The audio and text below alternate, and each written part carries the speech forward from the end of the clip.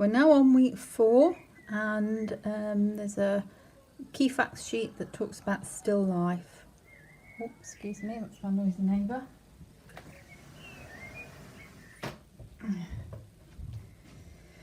Try again. Still life is simply a painting or a drawing of objects. The subject matter is inanimate objects rather than living things such as a portrait. So here's some examples that show different still lives, and I think these are quite good because they some of them reflect scenes I've seen during lockdown. So for instance, lots of cups of tea, lots of art materials out while I mess around and try and demonstrate to you. Not so much of, I think that's beauty products. I could probably do with some of those actually. But socks on the table while I'm on my laptop trying to type and reply to students that are talking to me. So what I'm going to do before I show you anything is go around the house, try and set up some still lifes of things that I think represent lockdown for me. So won't be a lot of actual practical work this week, I don't think, but there'll be plenty of photographs. That's going to be my starting point. I'll show you later. Right, for week 4, we're going to do still lives. Now it's still sticking with the theme of lockdown. We want you to produce a still life painting that relates to your story, your feelings about lockdown. So how do you go about that then? First of all, a still life is a group of inanimate objects that you put together that perhaps have some meaning to you. So that just means things that don't move around. All right. You'll see on the little introduction that you've just read that it describes what sort of things you can include in a still life. I've done some examples for you. I've used photography, so I've put together some photographs of things from around my house, and I had quite good fun with this, trying to link strange objects together to create a story about how I was feeling. So at the top of this page, I'll just show you, there are some examples that we put together as an introduction. Still life, mixed media. So we've used all sorts of things. There's an interesting one there with just locks on a gate. There's a pair of socks with a video on someone's lap and a cup of tea. I seem to have been in that position for quite a long time, although those aren't my socks. You know, somebody's drawing and doing a little painting down here. Oops. So you might be trying to relax. So in that vein, here are my versions of those types of pictures. Okay. First thing I put together was this little group, and I put little explanations with them. 5 objects that remind me of people I love and miss. So being in lockdown, I'm not able to see my children, I'm missing my parents, that sort of thing. And the little orange jug that I've put on there is something my nana gave me. Obviously she's not been around for a few years, but just being sort of enclosed in the house all the time has made me, I think, a little bit sentimental, made me think about people I'm missing. So that was my 5 objects. I haven't crossed them over much, I've left them separate because I thought that made quite an interesting still life when them spread out. Another one here. This is dedicated to you lot, who I miss quite a lot, all my students. I'm making the videos for you. Makes me quite sentimental about you. It'd be a lot nicer to see you in person, and my house wouldn't be junked up with art materials while I try to make videos for you. This one down here is dedicated to a girl I know who keeps talking to me about don't eat too many chocolates, don't eat too many biscuits. So I've got the biscuit tin right next to the fruit bowl, and every time I go towards the fruit bowl I'm like, fruit or biscuit, fruit or biscuit. Biscuits are winning at the moment. A couple more here. We've had some nice weather, so when I've been doing some of the things for you, I've been trying to sit in the garden and do it and be relaxed, trying to get rid of some of the stress of teaching online. And this one, I don't know if it's just being at home all the time, but just washing down all the surfaces, washing the shopping when I've done a food shop or had a delivery. You know, washing everything down. This bottle of Flash sort of sat amongst my lunch pots, made me think, oh, washing down again. So, the things you need to concentrate on when you're setting up your still life is obviously your theme and meaning. You're trying to group something together that has some meaning to you. Can be anything. The colours and textures in your picture, the pattern and rhythm of things, how you put them together, tone and contrast. They're not all just the same colour sat together in a row.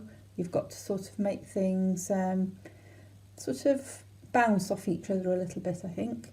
And getting a little bit of lighting on there. Can be daylight, it can be sort of a little reading lamp or something like that, casting some shadows even.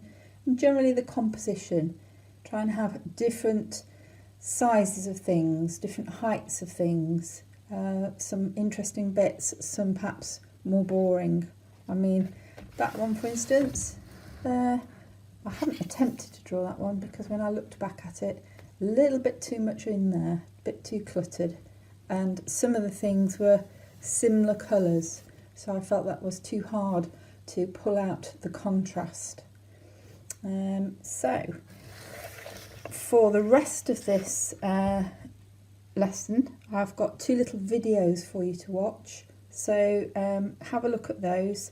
They're not sort of deep and meaningful, but they sort of help you make a start on how to set things up.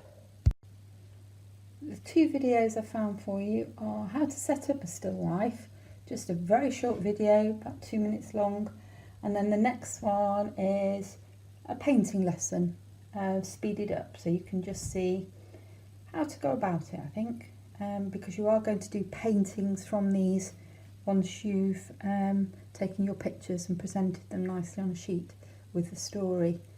So watch out for those, worth a watch, very short and very informative, I think.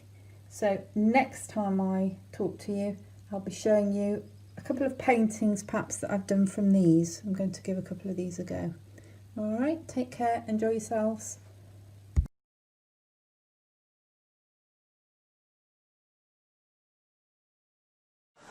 Hi guys, my name is Stacy and I am here to encourage you to set up and try some still life painting.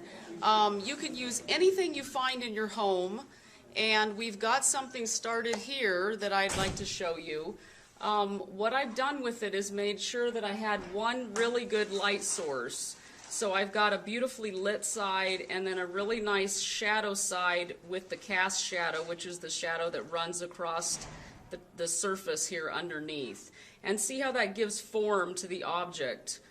So, you know, we could sit this here in the light. It looks so beautiful on the white, and see how the white changes from what's in the light to what's in the shadow.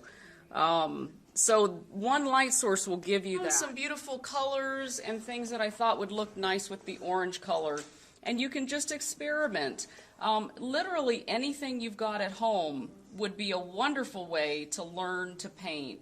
And just have fun with it. Find things in your kitchen, your bathroom, your bedroom, and set them up, play around with them. Just keep squinting and looking at what the light looks like. What do the colors look like together?